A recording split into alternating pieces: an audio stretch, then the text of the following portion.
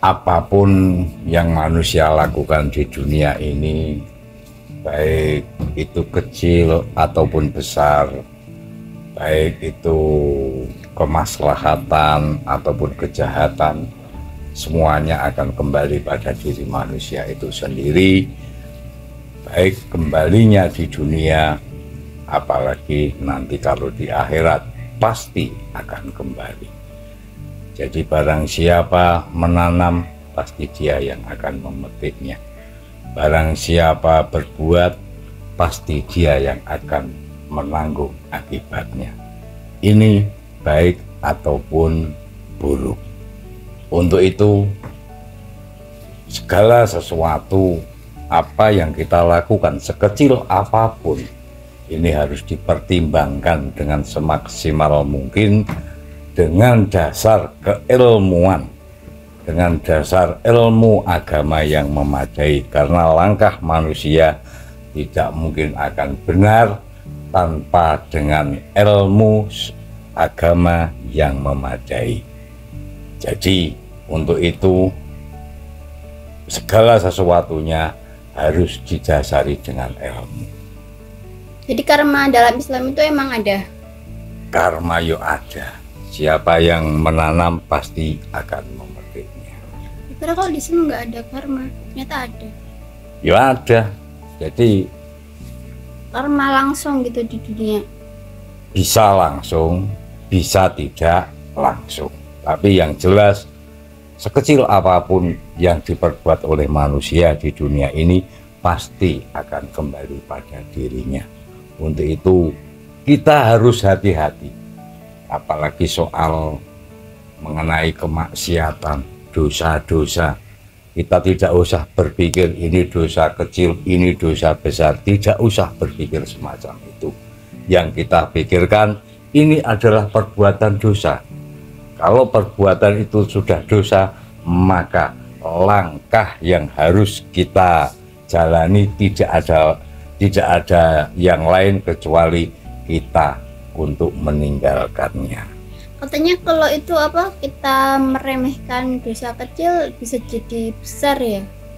Ya jelas, seorang yang meremehkan sesuatu, bahkan meremehkan hal kebaikan pun juga tidak dibenarkan dalam Contohnya Islam. meremehkan hal kebaikan apa? Contohnya kita meremehkan hal kebaikan, misalnya kita melakukan siwakan sebelum kita sholat. Nah ini kan, wah itu nggak usah, nggak apa-apa, nggak penting, jangan diremehkan. Karena siwakan ini melipat gandakan pahala kita. Siwak pakai odol maupun pakai kayu Ya siwak kayu itu. arok itu. Jadi itu melipat Pakai odol gandakan. nggak apa, sama aja. Nah itu kan sulit untuk melakukannya, itu dilakukan nanti pada waktu kita wudhu. Habis Jadi makan. nah, itu juga baik. Jadi hal sekecil apapun jangan kita menganggap itu remeh, baik itu sesuatu yang berpahala ataupun sesuatu yang dosa. Kayak gini ya Bapak. Kalau meremehkan kayak giginya Bapak. Ya enggak, ini kan karena Tidak habis.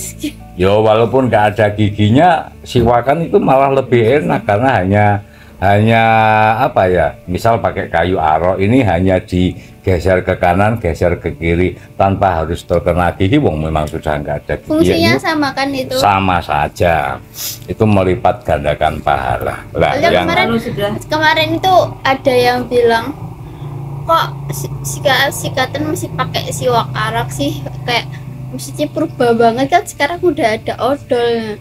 Menurutnya ya itu kan sunahnya tuh sunahnya pakai arok, sunahnya pakai arok. Cuman untuk opoki misalnya nggak menemukan arok dengan sesuatu yang mirip dengan arok, nggak masalah juga. Cuman afdolnya pakai arok. Arok itu kan dimodifikasi, dibikin kayak sikat juga bisa. Nah ini yang kita omongkan hari ini itu mengenai sesuatu yang kecil.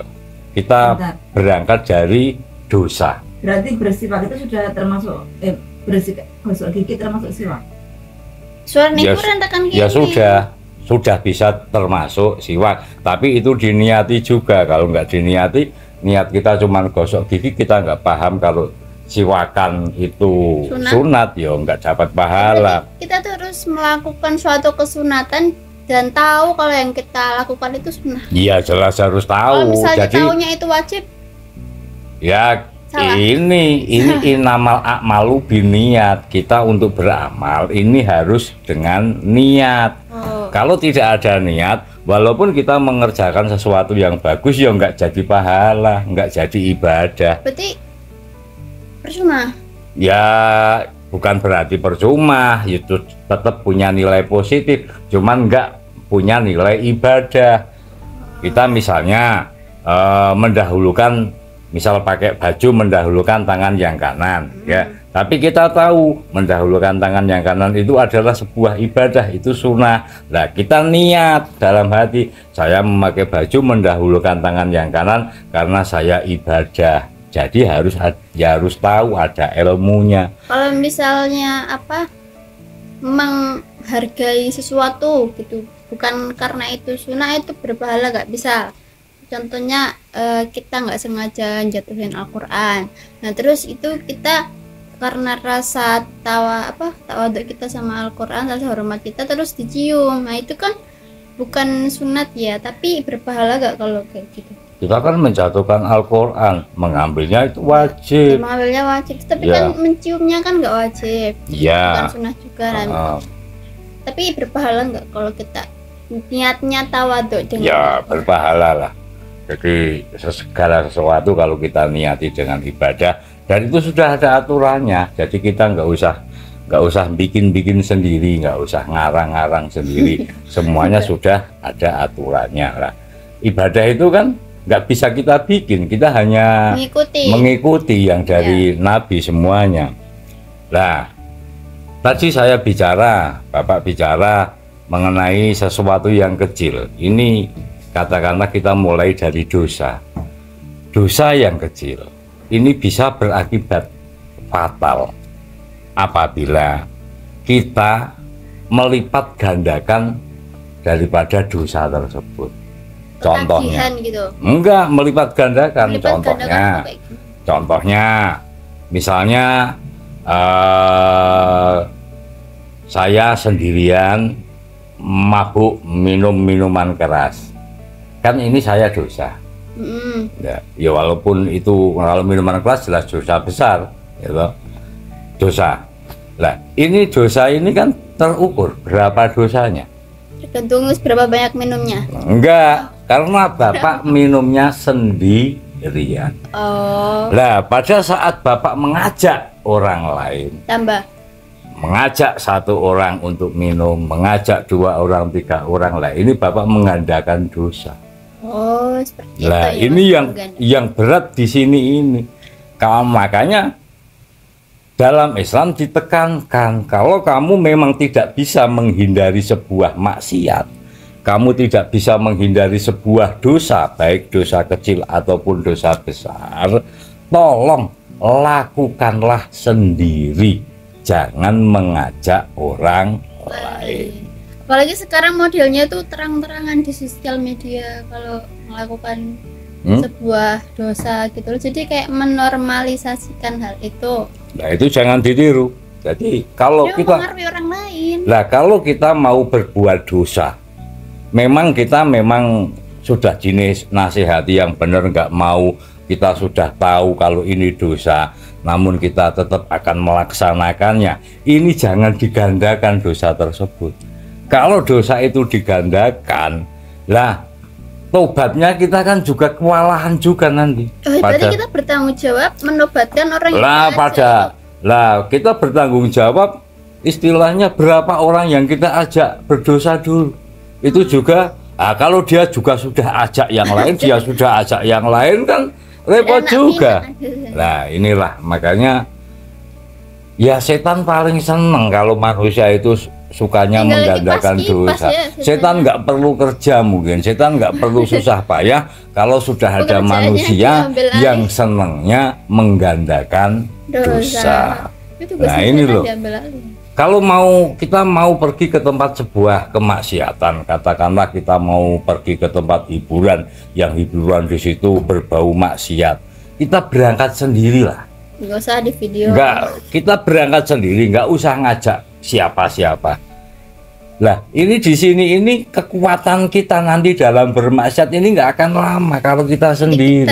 Ya, tobat bisa sendiri. Ya, kalau kita berangkat, kita misal minum minuman keras di dalam kamar sendirian, nggak ada yang tahu, kita minumnya nggak mungkin akan habis-habisan, karena yang mendorong manusia itu betah melakukan sebuah kemaksiatan itu karena ada orang lain, ada teman. Iya, Bu. Ya iya, merasa didukung, ada backingan. Lah inilah merasa happy. Misal kan nggak ada tawuran kok sendiri-sendiri. Ayo, si A pergi sendiri, si B pergi sendiri, ketemu di jalan yuk, keduanya entah karena apa terus berantem, kan nggak pernah ada. Mesti ngajak teman-teman. Karena tawuran itu terjadi karena mereka perginya beramai-ramai, makanya terjadi. Guys, coba kalau sendiri-sendiri nggak mungkin. Bahkan kalau mau diteliti, orang-orang yang penampilannya sok preman, orang-orang yang penampilannya sangar, rambutnya disemir, ini ditato, kalau dia berjalan sendiri sopan. Dia berjalan sendiri ketemu dengan saya, dia mesti tunduk kepala, sopan dia. Tapi lihat, kalau dia bertiga, berempat, berlima, oh nggak sopan. Oh ya, kayak misal itu jelas cowok nongkrong di pinggir jalan sendirian. Pasti kalau cewek lewat nggak mungkin kengkol. Nggak mungkin, nggak berani. Rame-rame sih. Nah, di sini inilah. Jadi kalau mau melakukan dosa, sekali lagi lakukanlah sendiri. Jangan ngajak siapa-siapa. Kasihan yang diajak tadinya nggak tahu jadi tahu. Yang diajak tadinya nggak ngerti kalau ini maksiat jadi ngerti. Maka untuk kita memang manusia yang lemah, kita tidak mungkin bisa terlepas dari perbuatan dosa. Lah, cuman untuk mengecilkan dosa itu jangan digandakan. Kita jangan sampai ajak, apalagi kok kita ajak-ajaknya kadang-kadang karena kecanggihan teknologi, kita ajak-ajaknya cuman cukup sekali bicara, tapi yang mendengar orang senegara, yang berangkat ribuan. Nah, ini dosa kita. Dosa kita berlipat ganda. Yang repotnya lagi, kita sudah mati. Seharusnya orang mati kan nggak bisa bikin dosa toh, wong wis mati. Cuman dia meninggalkan anak buah yang pendosa-pendosa itu tadi. Lah, selama anak buahnya orang-orang yang dulu dia diajari untuk berbuat maksiat, dia masih tetap maksiat. Lah, ini dosa ini masih dikirim sampai ke alam kubur.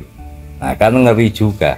Maka dari itu, untuk istilahnya mengantisipasi sebuah kejahatan, untuk memperkecil sebuah kemaksiatan, itu kita kalau ingin melakukan sendiri, jangan ngajak siapa. Mau ngerumpi monggo, tapi sendiri. Gimana? Nah, ya bisa. Kalau memang kalau nggak ngerumpi ini badan ini terasa pegel semua. Padahal ngerumpi ribah itu kan jelas dosa besar. Kalau nggak kuat, mau ngerumpi monggo sendirian dalam kamar pakai cermin, nggak usah ngajak siapa-siapa. Pakai cermin. Sekarang itu kalau mau ngomongin orang pakai ngerekam di video loh.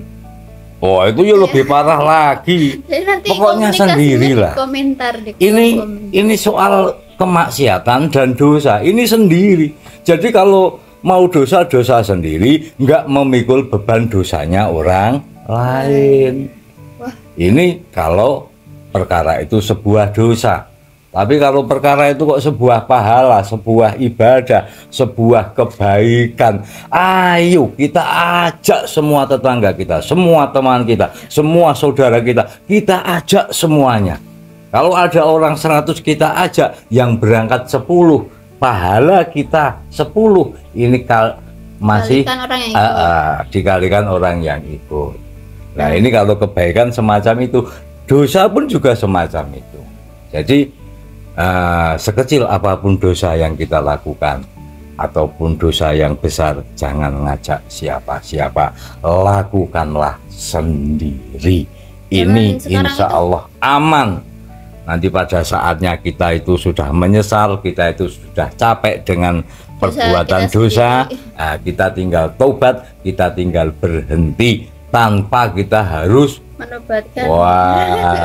menobatkan orang-orang yang sudah kita jerumuskan tadi. Ini kan repot. Orang sekarang itu kebanyakan karena terlalu karena internet kan sekarang video-video macam-macam, banyak ke doktrin, banyak yang enggak percaya sama dosa, apalagi sama surga dan neraka, padahal di KTP-nya Islam. Lah inilah karena apa ya? Jadi HP itu sebuah alat yang canggih, suatu bukti teknologi kita di dalam IT ini semakin luar biasa. Itu jangan kita salah gunakan. Itu kita gunakan untuk kebajikan, kita gunakan untuk ibadah, kita gunakan untuk yang positif-positif. Kalau kita gunakan untuk yang negatif, akhirnya kita terjerumus di dalam dosa.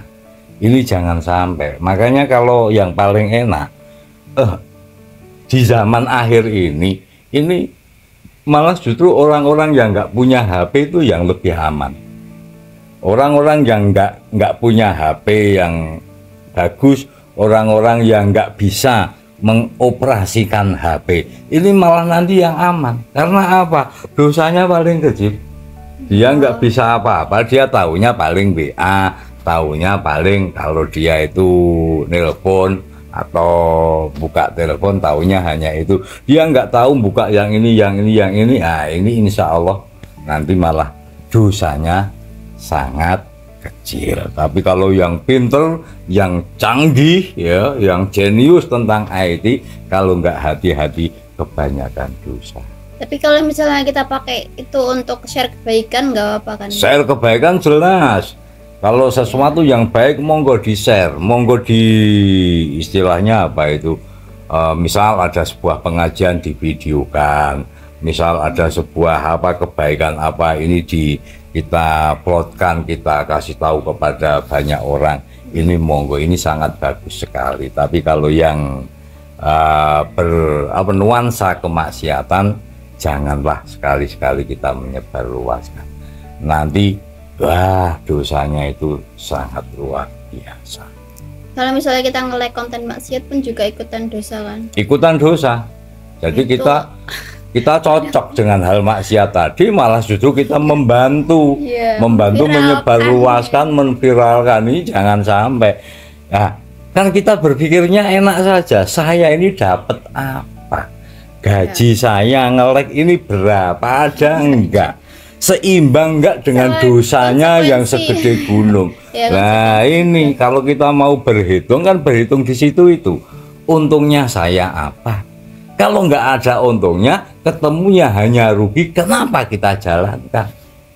Itu asik kok lah. Kalau kita sudah berbicara tentang kemaksiatan menjadi sebuah keasikan, disinilah setan yang berperan. Jadi kapan manusia itu terjerumus dalam kemaksiatan, ini peran setan luar biasa agar dia tetap terus menggeluti maksiat yang ia sukai, agar dia tetap asik. Ini setan yang berperan. Ini konten kreator juga harus berhati-hati. Harus hati-hati. Kalau nggak bernilai ibadah, nggak bernilai kebaikan, yang pasti jangan sampai konten kreator itu bernilai kemaksiatan. Ini jangan sampai. Ya soalnya kita yang rugi. Iya sih, kadang konten kemaksiatan itu banyak likes-nya, terus cepat viral. Cuman nggak setara dengan duit yang kita dapat di dunia sama nanti konsekuensi dosanya. Apalagi kalau jariah, ya kan? Ya ini jadi kita harus hati-hati. Tapi sebenarnya seorang wanita itu boleh nggak sih menampilkan dirinya di sosial media? Soalnya banyak pro kontra ini. Kadang cewek itu seharusnya tuh nggak menampilkan apa ya wajahnya, dirinya Boleh, di sosial boleh. media. Cuman Yang penting kalau kita kan kalau seorang wanita ya berpakaian ya tetap yang menutup aurat, menutup aurat. cuma nge-share video Boleh, sama apa di boleh. tempat yang bagus Ya. atau di apa makanan yang enak sudah foto bareng sama itu. Boleh, asal jangan sampai ada Dosa kan ya. nuansa-nuansa kemaksiatan.